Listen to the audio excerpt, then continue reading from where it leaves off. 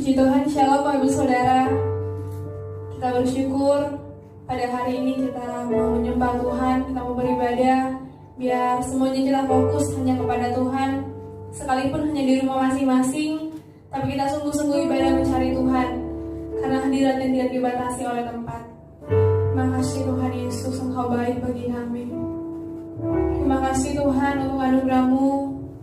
Kami bersyukur Tuhan, kami bawa hati kami bawa hidup kami mau menyembah Tuhan saat ini. Kami mau senangkan Tuhan lewat pujian penyembahan kami Tuhan. Kau yang bertahta di atas pujian penyembahan kami saat ini, beracara Tuhan dalam ibadah kami saat ini. Kau yang melawat setiap kami, Kau melawat setiap umat-umat-Mu Tuhan. Di dalam nama Tuhan Yesus. Haleluya. Amin.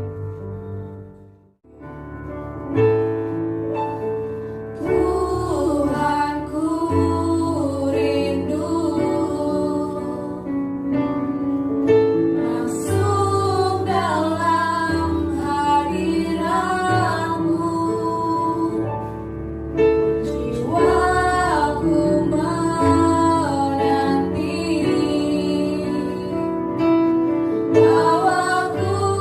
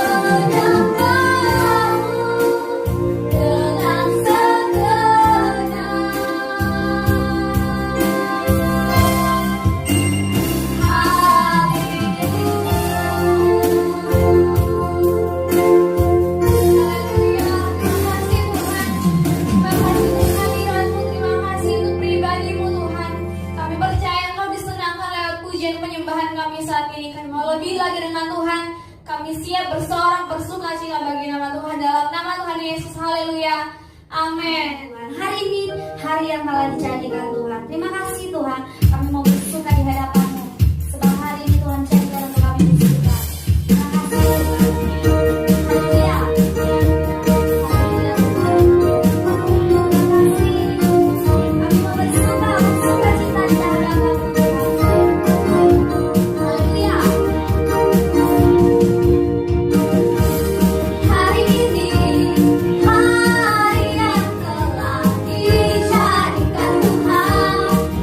Kita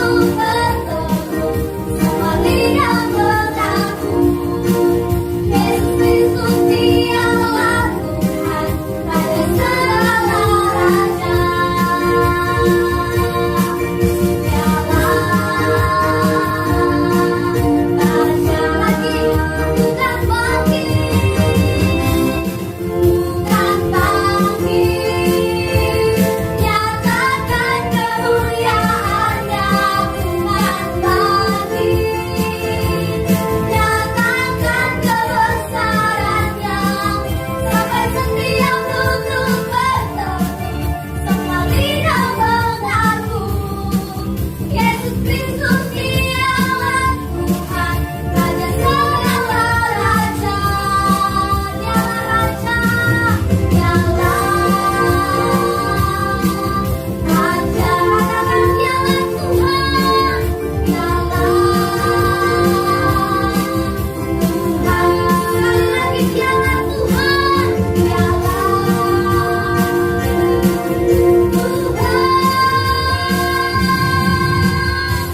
Haleluya. Mari beri tepuk tangan buat Tuhan. Haleluya. Terima kasih Tuhan. Kami bersyukur. Terima kasih Tuhan Yesus. Kau sempurna. Amin. Dalam rencanamu dan karyamu, ku serahkan hidupku, murnikan dengan roh. Tuhan kau sempurna, Tuhan kau sempurna, sempurna bagi setiap kami Tuhan. Dalam rencanamu dan tidak ada kesalahan kepadamu, tidak ada kesalahan di dalam Tuhan. Yes Tuhan, murnikan dengan roh-Mu, hidupku menggenapi firman-Mu. Tanda mujizat sertai tiap langkahku. Kau bersamaku di dalamku, jadi bukti kebesaran-Mu. Lagi hidupku menggenapi firman-Mu. Amin. Menggenapi firman Tuhan. Tanda mujizat sertai tiap langkahku. Kau bersamaku di dalamku, jadi bukti kebesaran-Mu. Jadi bukti kebesaran-Mu. Jadi bukti kebesaran-Mu. Sekali lagi, jadi bukti kebesaran-Mu. Jadi bukti kebesaran-Mu. Haleluya Tuhan, yang kebesaran Tuhan dinyatakan atas hidup kami. Kami menampakkan kemuliaan-Mu Tuhan lewat setiap langkah hidup kami. Terima kasih Bapa yang baik. Kami akan mendengarkan firman-Mu. Kau berbicara buat setiap kami lewat hamba-Mu Tuhan. Sampaikan apa yang menjadi pesan-Mu buat setiap pribadi kami. Kami siap untuk mendengarkan firman-Mu di dalam nama Tuhan Yesus Kristus. Haleluya. Amin. Selamat pagi menjelang siang, Shalom. Selamat kita beribadah kepada Tuhan. Bapak Ibu Saudara yang sedang beribadah di rumah masing-masing, saya percaya kita semua menikmati hadirat Tuhan pada pagi menjelang siang ini. Karena setiap kita yang bersungguh-sungguh mencari Tuhan, Tuhan hadir dan Tuhan melawat setiap kita. Baik Bapak Ibu Saudara, hari ini kita akan bersama-sama menikmati kebenaran firman Tuhan. Masih di tahun pemurnian, saya beri judul khotbah saya pada hari ini adalah di ujung penantian. Hari Kamis kemarin kita sudah merayakan hari kenaikan Tuhan kita Yesus Kristus ke surga. Dia membuktikan bahwa Dia adalah Tuhan yang harus kembali ke surga. Dia menyediakan tempat bagi kita semua, dan janjinya bahwa sekali waktu kelak Dia akan datang kembali untuk menjemput kita semua. Yang percaya katakan amin. Nah, sebelum Tuhan datang pada kali yang kedua, ada masa di mana kita sedang menanti-nantikan. Mari kita melihat satu ayat firman Tuhan di dalam Mazmur pasal 27 ayat yang ke-14. Mazmur 27 ayat 14. Nantikanlah Tuhan, kuatkanlah dan teguhkanlah hatimu, ya, nantikanlah Tuhan. Paling tidak ada 2 hal yang Yesus sampaikan ketika dia mau naik ke surga untuk mereka menantikan sesuatu. Yang pertama adalah mereka harus tidak boleh meninggalkan Yerusalem. Mereka harus tetap berkumpul di Yerusalem. Ada janji bahwa mereka akan menerima Roh Kudus yang akan diutus. Dan yang kedua, ketika malaikat itu melihat mereka menengadah ke langit, melihat Yesus yang naik, malaikat itu mengingatkan bahwa Yesus yang mereka lihat naik itu akan datang kembali. Jadi 2 hal ini akan terjadi, bahwa Roh Kudus akan dicurahkan, dan yang kedua, Yesus pasti datang kembali untuk menjemput kita. Nah, hal yang pertama ini mereka sungguh-sungguh taat. Di dalam Kisah Rasul pasal 1 ayat 4 dan kelima dikatakan, pada suatu hari ketika ia makan bersama-sama dengan mereka, ia melarang mereka meninggalkan Yerusalem dan menyuruh mereka tinggal di situ menantikan janji Bapa. Yang demikian katanya, telah kamu dengar daripadaku sebab Yohanes membaptis dengan air, tetapi tidak lama lagi kamu akan dibaptis dengan Roh Kudus. Dan yang kemudian adalah yang kedua, di dalam Kisah Rasul 1 ayat 10 dan 11 dikatakan, ketika mereka sedang menatap ke langit, waktu ia naik itu, tiba-tiba berdirilah 2 orang yang berpakaian putih dekat mereka dan berkata kepada mereka, hai orang-orang Galilea, mengapakah kamu berdiri melihat ke langit?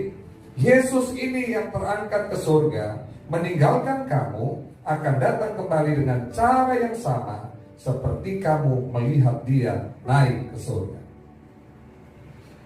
Di ujung penantian menunggu Roh Kudus dicurahkan, di ujung penantian menanti-nantikan kedatangan Tuhan pada kali yang kedua, percayalah ada sesuatu, ada berkat di balik setiap penantian. Namun untuk sampai pada ujung penantian itu, supaya berakhir pada sesuatu yang indah, kita dijemput oleh Yesus, ada sikap kita, ada respon kita yang menunjukkan bahwa memang kita sedang menanti-nantikan Tuhan, seperti apa yang Daud sampaikan tadi di dalam Mazmur pasal yang ke-27 ayat 14. Dia berkata bahwa nantikanlah Tuhan, kuatkan dan teguhkanlah hatimu. Ya, nantikanlah Tuhan. Nah, bagaimana sikap kita dalam menantikan Tuhan itu? Yang pertama, kita harus percaya sungguh kepada Tuhan. Banyak alasan yang sudah dilihat oleh murid-murid rasul-rasul yang membuat mereka sungguh kuat, sungguh yakin dalam mempercayai bahwa Yesus yang berjanji itu pasti akan menggenapi setiap janji. Termasuk ketika dia berjanji dia akan bangkit pada hari yang ketiga, dia buktikan. Dan 40 hari dia menampakkan diri kepada para murid-muridnya. Dan kemudian ketika dia naik ke surga, sebelum naik dia memberi pesan supaya mereka tetap tinggal di Yerusalem. Ada janji Roh Kudus yang akan diutus oleh Bapa. Nah, Bapak Ibu Saudara, kalau kita percaya sungguh kepada Tuhan, maka itu harus ditunjukkan dengan sebuah bukti dari ketaatan kita kepadanya. Jadi orang yang berkata bahwa dia percaya sungguh kepada Tuhan Yesus, maka dia akan taat terhadap apa yang Tuhan perintahkan. Dan ini yang dilakukan oleh rasul-rasul atau murid-murid. Mereka benar-benar taat dan mereka tidak meninggalkan Yerusalem.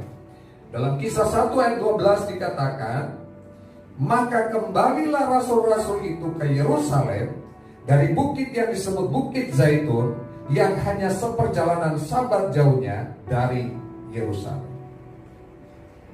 Mereka percaya bahwa Yesus sungguh-sungguh berjanji dan dia akan menggenapi, maka mereka taat melakukannya.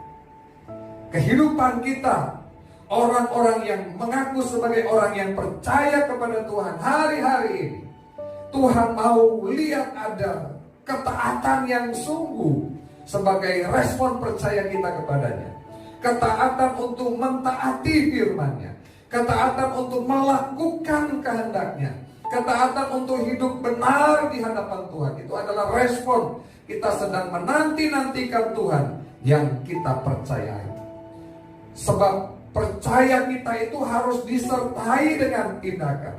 Dalam Yakobus pasal 2 ayat yang ke-17 dikatakan, demikian juga halnya dengan iman. Jika iman itu tidak disertai perbuatan, maka iman itu pada hakikatnya adalah mati. Dalam menanti kedatangan Tuhan, kita harus memiliki iman yang harus ditunjukkan dengan perbuatan benar, perbuatan ketaatan kita kepada Tuhan. Jadi penantian kita itu adalah penantian yang sungguh-sungguh mempercayai Tuhan.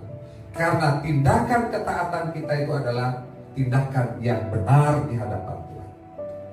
Tidak seperti ada seorang yang berkebangsaan Ukraina, ini kisah nyata.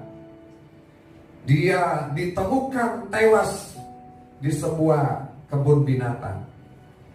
Namun para pemilik atau penjaga kebun binatang itu tidak dituntut apa-apa. Karena ternyata pria ini yang menyodorkan dirinya sebagai umpan dari harimau-harimau yang ada di kebun binatang itu. Apa yang dia lakukan? Dia menurunkan dirinya dengan seutas tali, dia turun ke bawah. Kemudian yang dia lakukan adalah dia berteriak kepada harimau. Dia bilang, harimau, saya punya Tuhan yang sanggup menolong saya. Dan saya akan buktikan hari ini kalau dia Tuhan yang sanggup menolong, maka saya akan lolos dari cengkraman harimau. Waktu dia lihat harimau kok nggak bereaksi apa-apa, dia kemudian mengambil sendalnya dan dia melempar harimau tersebut. Ini kisah penjaga kebun binatang. Dan akhirnya satu ekor harimau kemudian marah dan dalam hitungan beberapa detik dia berbalik dan menerkam si pria ini, dan akhirnya singkat cerita pria ini mati. Mungkin dia terinspirasi dari kisah Daniel yang masuk ke gua singa, dan Daniel berdoa sehingga mulut singa dikatupkan oleh Tuhan. Kalau kita melihat tindakan pria ini, mungkin orang mulai berpikir, iya ya, di mana Tuhan ya? Tapi sebetulnya ini bukan iman.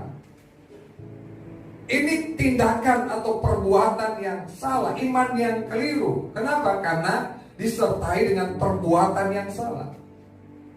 Karena beriman kepada Tuhan itu tidak harus dengan mencobai Tuhan atau menguji Tuhan. Yang dilakukan oleh pria ini, dia mencobai, dia menguji. Itu artinya bahwa kita percaya kepada Tuhan, tapi kita melakukan hal yang salah, maka iman kita tidak disertai dengan perbuatan ketaatan. Berbeda, sangat berbeda dengan kisah Daniel yang memang Tuhan menolong dia, Tuhan meluputkan. Karena kondisi keadaan yang terjadi bukan karena Daniel yang menyodorkan dirinya masuk ke gua singa. Nah, itu sebabnya pesan moralnya bagi kita semua, pesan firman Tuhan bahwa kita memang percaya Tuhan mampu melepaskan kita. Tuhan mampu meluputkan kita. Tuhan mampu menjaga kita dengan sempurna. Tuhan mampu mencukupkan segala kebutuhan kita. Tapi bagian lain adalah kita harus melakukan apa yang menjadi bagian kita. Ketaatan kepada perintah-perintah Tuhan. Ketaatan sebagai orang yang bertanggung jawab untuk melakukan hal-hal yang benar, bukan hal-hal yang salah, bukan hal-hal yang kemudian mencobai Tuhan, tapi sungguh-sungguh melakukan seperti apa yang sesuai dengan firman Tuhan.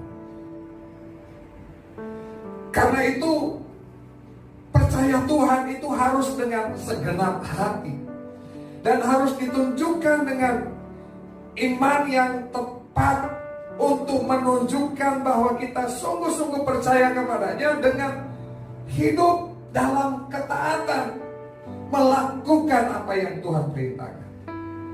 Ini yang pertama.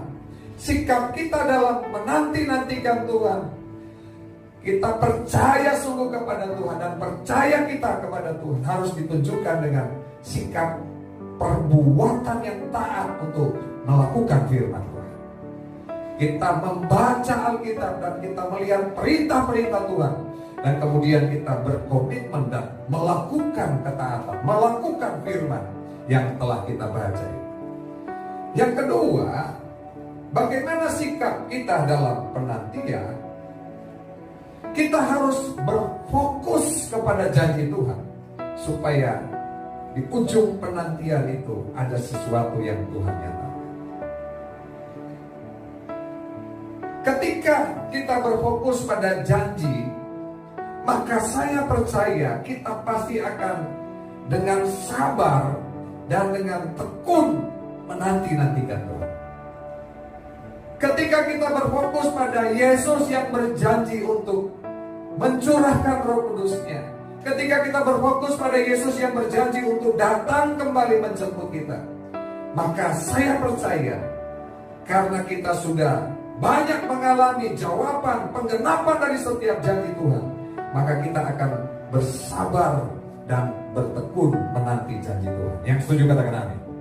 Dalam Kisah 2 ayat yang ke-1 dikatakan, ketika tiba hari Pentakosta, semua orang percaya berkumpul di satu tempat.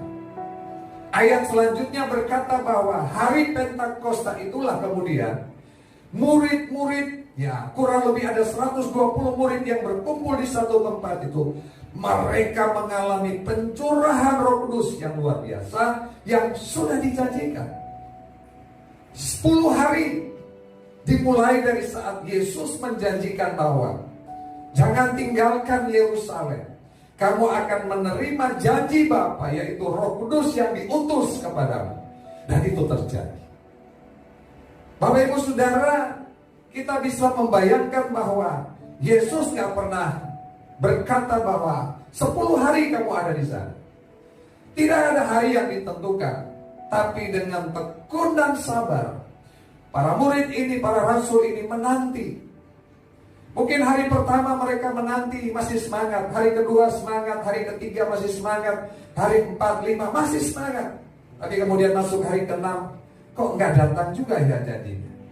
Kemana ya janjinya? Hari ke-7 kok belum ada tanda-tanda? Hari ke-8, 9 udah mulai masuk. Mungkin udah mulai ada rasa jenuh. Tapi melihat orang yang sungguh-sungguh percaya, mereka tahu bahwa mereka sementara menanti janji yang pasti digenapi. Dan tiba-tiba Alkitab berkata pada hari Pentakosta, semua orang percaya sementara berkumpul di satu tempat, ada suatu bunyi dan Roh Kudus dicurahkan kepada mereka. Bagaimana menunjukkan kepada Tuhan bahwa kita sungguh-sungguh percaya kepadanya? Kita harus setia dan bertekun, bersabar terhadap janji-janji Tuhan. Jangan pernah berhenti menantikan janji Tuhan. Sebab hanya mereka yang terus bertekun, mereka yang terus setia, mereka yang terus bersabar menantikan janji Tuhan, mereka yang tidak menyerah di tengah jalan, mereka itulah yang akan menerima pertolongan dan berkat terbaik dari Tuhan. Katakan amin. Satu ketika di Amerika terjadi kemarau yang sangat panjang, dan kemudian ada sebuah danau yang bernama Okeechobee mengalami kekeringan. Karena kemarau yang panjang, akhirnya danau itu menjadi kering. Dan kemudian terbentuk daratan-daratan di danau itu. Dan singkat cerita, karena kemarau yang panjang itu, ya, kemudian ada daratan yang muncul, dan tiba-tiba mereka melihat ada begitu banyak harta karun yang terhampar di dataran itu, di daratan tersebut. Nah, dari harta-harta karun tersebut para arkeolog ini bisa menemukan sejarah tentang Amerika. Paling tidak mereka dapat meneliti tentang sejarah dari Amerika dari barang-barang yang ditemukan tersebut. ketika sesuatu yang terjadi, masa-masa penantian, ada kemarau yang panjang, kita merasa seolah-olah kekeringan yang terjadi di sana. Tapi percayalah, di balik semuanya itu pada waktu kita tetap setia, kita tetap bertekun, maka ada sesuatu yang timbul, ada sesuatu yang muncul, ada potensi-potensi yang luar biasa yang akan dimunculkan dari diri kita. Bahkan kita akan melihat hal-hal yang belum pernah kita lihat sebelumnya. Bagaimana Tuhan menolong dengan cara yang ajaib, Tuhan menolong kita dengan cara yang luar biasa. Karena kalau kita nggak mengalami masa sulit, maka kita tidak akan pernah melihat pertolongan Tuhan yang sungguh-sungguh ajaib. Nah, itu sebabnya kita harus sungguh-sungguh belajar dengan tekun dan sabar untuk berfokus pada apa yang dijanjikan Tuhan, bukan berfokus pada apa yang sedang kita hadapi sekarang. Memang masa penantian tidaklah menyenangkan untuk dilalui. Ada pergumulan di sana, ada pencobaan di sana, ada kesusahan di dalam masa-masa ujian, ada kesukaran yang kita akan hadapi. Tapi percayalah, di balik semuanya itu akan menyingkapkan, akan memunculkan seperti harta karun tadi yang muncul karena ada kemarau yang panjang. Maka dari kehidupan kita akan ada banyak harta yang berharga yang akan dimunculkan, harta yang tidak ternilai dari kehidupan kita. Ketika kita berfokus pada janji Tuhan, itu akan muncul dari kehidupan kita. Jangan menyerah, teruslah berdoa, teruslah percaya, teruslah berharap dalam iman, setia dan bertekunlah. Yang setuju katakan amin. Dalam Ibrani pasal 10 ayat 35 dan 36 dikatakan, janganlah kamu melepaskan kepercayaanmu, karena besar upah yang menantinya. Kamu memerlukan ketekunan supaya kamu memperoleh apa yang dijanjikan itu. Diperlukan ketekunan supaya kita memperoleh apa yang dijanjikan itu. Yang percaya katakan amin. Terus setia, terus bersabar, terus tekun terhadap janji Tuhan. Maka percayalah firman Tuhan katakan, kamu akan memperoleh apa yang dijanjikan itu. Biarlah waktu-waktu penantian ini kita gunakan untuk terus membangun keintiman dengan Tuhan. Kita tetap menanti-nantikan Tuhan dengan sabar. Jangan menyerah pada keadaan apapun, sebab kita tahu janji Tuhan itu adalah ya dan amin. Bagaimana sikap kita dalam penantian? Yang ketiga, rindukan pribadinya. Rasa rindu merupakan akibat dari rasa cinta. Pemazmur menggambarkan di dalam Mazmur 130 ayat 5 dan 6. Aku menanti-nantikan Tuhan, jiwaku menanti-nanti, dan aku mengharapkan firman-Nya. Jiwaku mengharapkan Tuhan lebih daripada pengawal mengharapkan pagi, lebih daripada pengawal mengharapkan pagi. Daud menggambarkan kerinduannya untuk menanti-nantikan Tuhan itu lebih daripada pengawal mengharapkan pagi. Pengawal itu sangat mengharapkan supaya segera pagi, supaya ada aposan jaga, mereka segera berjumpa dengan keluarganya. Itu yang menjadi kerinduan pengawal, mereka segera beristirahat. Dan Daud berkata bahwa Tuhan, aku menanti-nantikan Tuhan lebih daripada pengawal mengharapkan pagi. Memang menantikan ini adalah sebuah pekerjaan yang tidak mudah, karena terkadang waktunya panjang, gak singkat. Namun jika ada rasa cinta di sana, maka kita akan terus menanti sampai kapanpun, dalam kondisi bagaimanapun. Dan waktu kita menanti itu, kita akan sungguh-sungguh menanti dengan sebuah gairah karena ada cinta di sana. Dengar baik Bapak Ibu Saudara, bukan hanya kita yang merindukan Tuhan, tetapi Tuhan pun sangat rindu untuk bertemu dengan anak-anak. Seperti gambarannya ketika anak bungsu yang pergi keluar dari rumah bapak. Bapaknya itu sangat rindu sekali. Terbukti kerinduan Bapa itu di dalam Lukas pasal 15 ayat 20c dikatakan, ayahnya itu berlari mendapatkan dia, lalu merangkul dan mencium dia. Ayahnya tidak lagi peduli anaknya dari mana, habis melakukan apa, udah baunya seperti apa. Alkitab mencatat ayahnya yang sangat rindu itu berlari mendapatkan dia, lalu merangkul dan mencium dia. Ini adalah gambaran Bapa kita di surga. Ini adalah gambaran Yesus yang sangat merindukan kita semua. Dia ingin terus merangkul kita. Dia sedang berlari untuk merangkul dan mencium kita. Tapi seringkali kita menolak kerinduan Tuhan. Seringkali kita tidak merespon kerinduan Tuhan itu. Tapi hari ini kalau kita sedang dalam sebuah penantian, menanti-nantikan Tuhan, mari kita responi. Kita juga harus berlari kepada Tuhan. Kita merangkul dan mencium Tuhan, sehingga tercipta yang namanya keintiman di sana.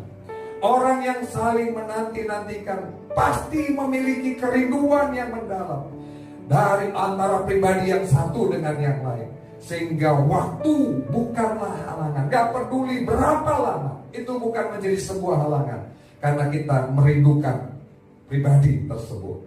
Sebagai contohnya di dalam Kejadian pasal 29 ayat 18 dan ayat yang ke-20. Ini kisah bagaimana Yakub sangat mencintai Rahel. Kejadian 29 ayat 18 dan 20. Yakub cinta kepada Rahel, sebab itu ia berkata, aku mau bekerja kepadamu 7 tahun lamanya untuk mendapat Rahel, anakmu yang lebih muda itu. Jadi bekerjalah Yakub 7 tahun lamanya untuk mendapat Rahel itu. Tetapi yang 7 tahun itu dianggapnya seperti beberapa hari saja, karena cintanya kepada Rahel. Waktu bukanlah menjadi halangan. Jadi gak perlu kita bertanya lagi kapan ya Tuhan datang menjemput kita. Gak perlu tanya, karena kita sedang menanti-nantikan Tuhan dalam sebuah gairah cinta terhadap pribadinya. Maka waktu itu bukanlah menjadi sebuah halangan. Hari ini apakah hati kita sungguh-sungguh bergelora? Ada sebuah kerinduan untuk menanti-nantikan Tuhan, karena Tuhan itu sangat merindukan kita.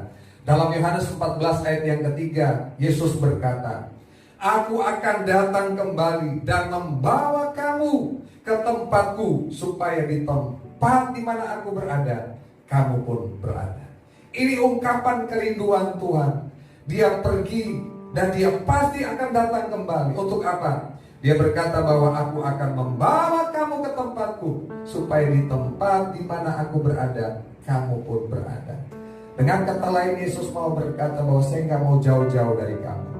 Bagaimana dengan respon kita terhadap Tuhan yang mau berkata, saya nggak mau jauh-jauh dari kamu, saya mau tinggal dengan kamu selamanya. Biar hari ini, di kesempatan ini kita pun mau berkata, Tuhan, saya nggak akan jauh darimu. Saya akan terus tinggal berada di dekatmu. Saya akan terus berada di hadiratmu. Sebab Daud berkata, hanya dekat Allah saja aku tenang, daripadanya lah keselamatanku. Menanti-nantikan Tuhan bukan sekedar saat kita hanya membutuhkan pertolongannya. Bukan hanya sekedar kita membutuhkan kesembuhan darinya. Ketika kita menderita, bukan hanya sekedar kita mau dicukupkan segala kebutuhan atau banyak hal yang sedang kita butuhkan. Tapi ketika kita menanti-nantikan Tuhan, itu artinya kita sedang menantikan pribadinya. Termasuk kita sedang menantikan kedatangannya pada kali yang kedua. Nantikan Tuhan, sebab di ujung penantian pasti ada berkat, pasti ada sesuatu yang indah. Apa berkat keindahan itu? Nanti saya akan sampaikan pada minggu berikutnya. Tapi hari ini biar kita punya sikap yang benar dalam penantian itu. Yang pertama tadi, kita percaya sungguh kepada Tuhan yang sudah berjanji itu, sehingga membuat kita tetap berada dalam situasi yang tetap taat kepada Tuhan, terhadap perintah-perintah Tuhan. Yang kedua, kita berfokus pada janji Tuhan, sehingga kita terus bersabar, bertekun dalam menanti janji Tuhan. Dan yang ketiga, kita terus merindukan pribadinya, mencintai pribadinya, sehingga waktu bukan menjadi halangan untuk kita tetap menantikan Tuhan. Tuhan memberkati kita. siang hari ini. Amin. Mari kita satu dalam doa. Bapa, kami mengucap syukur untuk kesempatan hari ini walaupun kami masih beribadah di rumah kami masing-masing. Kami sungguh-sungguh percaya dan mengalami kuasa ibadah itu terjadi atas hidup kami. Sebab kuasa-Mu tidak dibatasi oleh jarak, oleh ruang dan waktu. Engkau omnipresent, Engkau hadir dalam segala situasi, Engkau maha hadir ya Tuhan. Engkau hadir di sini dan Engkau hadir menjamah setiap jemaat Tuhan yang sedang beribadah kepada Tuhan di dalam nama Yesus. Kalau ada di antara mereka yang sakit, Tuhan sembuhkan dalam nama Yesus. Yang lemah sudah kuat, yang susah sudah dihiburkan, bahkan semua dicukupkan segala kebutuhannya di dalam nama Tuhan Yesus Kristus. Terima kasih Bapa. Kami terus bersepakat berdoa bagi bangsa kami. Pulihkan keadaan bangsa kami. Pulihkan keadaan ekonomi bangsa kami. Lalukan dari segala virus ini di dalam nama Tuhan Yesus Kristus. Biar pertolongan Tuhan nyata atas bangsa kami. Dan bagian kami akan terus menanti-nantikan Tuhan. Sebab kami tahu di ujung penantian ada berkat, ada anugerah yang Tuhan sudah sediakan bagi kami. Terima kasih Bapa. Sekarang kami akan menerima berkat-Mu. Tuhan memberkati engkau dan melindungi engkau. Tuhan menyinari engkau dengan wajahnya dan memberi engkau kasih karunia. Tuhan menghadapkan wajahnya kepadamu dan memberi engkau damai sejahtera. Terimalah berkat anugerah dari Allah Bapa, cinta kasih dari Tuhan kita Yesus Kristus, kekuatan penghiburan, pengurapan dari Allah Roh Kudus menyertai engkau mulai siang hari ini sampai selama-lamanya. Terimalah segala berkat ini di dalam nama Tuhan Yesus Kristus. Semua yang percaya diberkati Tuhan katakan bersama, amin. Tepuk tangan bagi Tuhan Yesus Kristus. Haleluya. Selamat hari Minggu. HOW antusias. Yes, yes, yes. Haleluya.